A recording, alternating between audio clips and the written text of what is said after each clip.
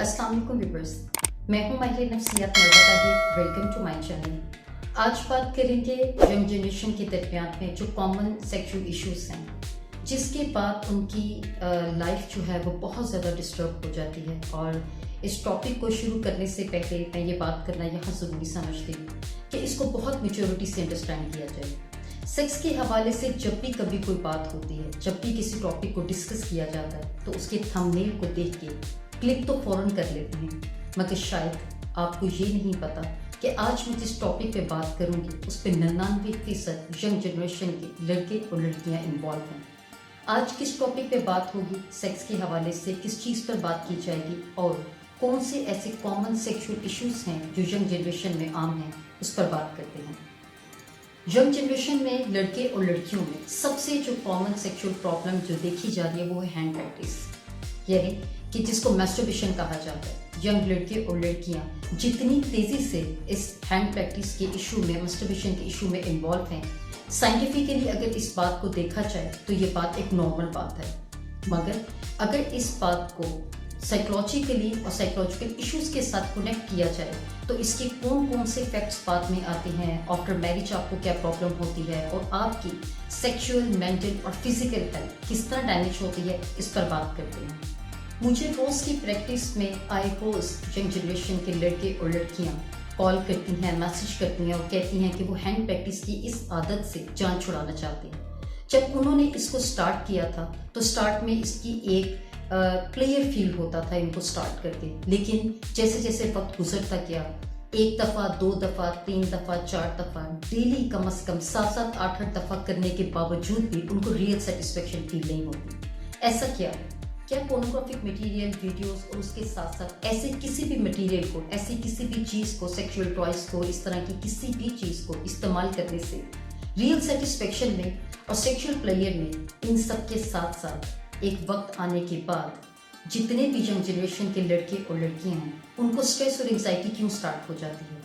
सबसे पहले तो फिजिकली बात कर लेते हैं। जब भी कोई हैंड प्रैक्टिस की आदत में इन्वॉल्व होता है, चाहे वो लड़का है चाहे वो लड़की है, शुरू में न्यू होने की वजह से आपको एक प्लेयर, एक खुशी महसूस होती है। उसकी सबसे बड़ी रीज़न ये है कि ब्रेन में एक केमिकल है जिसको डोपामिन कहते हैं, वो एकदम हाई एलिवेट कर देगा, वो खुशी को क्रिएट करता है, वो हैप्पीनेस को क्रिएट करता है, वो आपके मूड को प्लेयर देता है। जब डोपामिन का लेवल यहाँ तक पहुँच जाता है तो आपको इसकी हैंड प्रैक्टिस की आदत से एक प्लेयर, एक लस्ट, एक खुशी महसूस होना शुरू हो जाती है। मगर जैसे जैसे वक्त गुजरता जाता है, आपकी बॉडी के अंदर से जब डिस्चार्ज होने के बाद प्रोटीन की अच्छी खासी मिकदार ज़ाया हो जाती है और उसके बाद 2 दफ़ा, 3 दफ़ा, 4 दफ़ा, 5 दफ़ा दिन में करने के बावजूद भी रियल आपको सेक्सुअल एक्साइटमेंट फील होना बंद हो जाती है और रियल प्लेयर ख़त्म हो जाता है। इसकी ऑब्सेशंस होने के बाद पेशेंट को, या जो यंग जनरेशन के लड़के और लड़कियां हैं, वो क्या फील करते हैं, उनके मूड्स में क्या चेंजेस आती हैं और उसके साथ साथ साइकोलॉजिकली वो किन इश्यूज को फेस करते हैं, इस पर बात करते हैं। हैंड प्रैक्टिस और इस तरह के डार्क सेक्सुअल थॉट्स का इशू जितना ज़्यादा यंग जनरेशन के लड़के और लड़कियों में कॉमन है, उसके साथ साथ जो भी साइकोलॉजिकल प्रॉब्लम्स उनको स्टार्ट होती हैं, उस पर बात करते हैं। सबसे पहले एंग्जाइटी, स्ट्रेस बहुत ज़्यादा क्रिएट रहेगा। बहुत बार प्रैक्टिस करने के बाद भी, बहुत बार रिपीटेडली इस बिहेवियर को रिपीट करने के बावजूद भी उनको रियल सेटिस्फेक्शन और प्लेयर फील नहीं होता। उसके बाद सेकंड स्टेप, गिल्ट।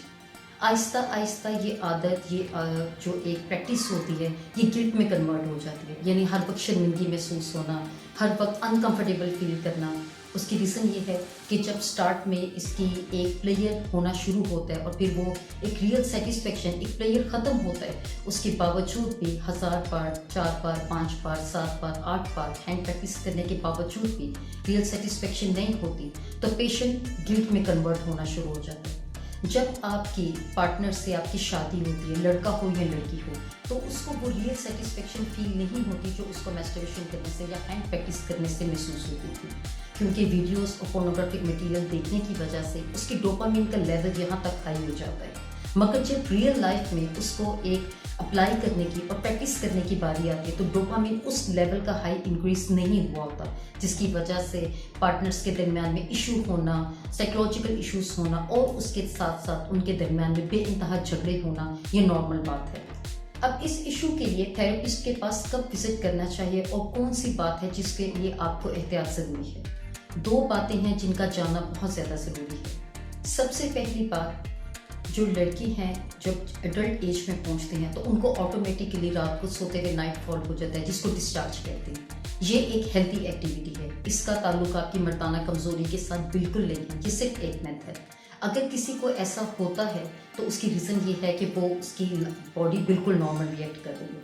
मगर कुछ मर्दों में ये बात होती है मेल में कि उनको नाइट फॉल नहीं होता, उनके लिए अक्सर ये हैंड प्रैक्टिस को सजेस्ट किया जाता है, मगर डेली बेसिस के ऊपर नहीं। थेरेपिस्ट और सेक्सोलॉजिस्ट को कांटेक्ट करके आप इसको अपने इस इशू को डिस्कस कर सकते हैं। मगर जो लोग आदतन हैंड प्रैक्टिस का शिकार होते हैं और एक वक्त के बाद जब गिल्ट में चले जाते हैं और वो उसको ख़त्म करना चाहते हैं, ख़त्म नहीं कर सकते, तो उनकी मेंटल हेल्थ, उनकी साइकोलॉजिकल हेल्थ, डिप्रेशन, स्ट्रेस और एंग्जाइटी क्रिएट होना शुरू हो जाती है। उनकी नॉर्मल लाइफ डिस्टर्ब होती है, वो नॉर्मली अपना कोई काम नहीं कर पाते, किसी चीज़ पे प्रॉपर फोकस नहीं कर पाएंगे और अपने गोल्स को अचीव नहीं कर पाएंगे। इस सब के लिए बहुत ज़्यादा ज़रूरी है कि आप सेक्सोलॉजिस्ट को, माहिर नफ्सियात को कांटेक्ट करें और उसके साथ साथ अपनी काउंसलिंग करवाएं, अपने लिए प्रॉपर ट्रीटमेंट लें, ताकि आप एक हेल्दी और नॉर्मल लाइफ गुजार सकें। इसके साथ ही अपना और अपने इर्द गिर्द के लोगों का बहुत ख्याल रखिए।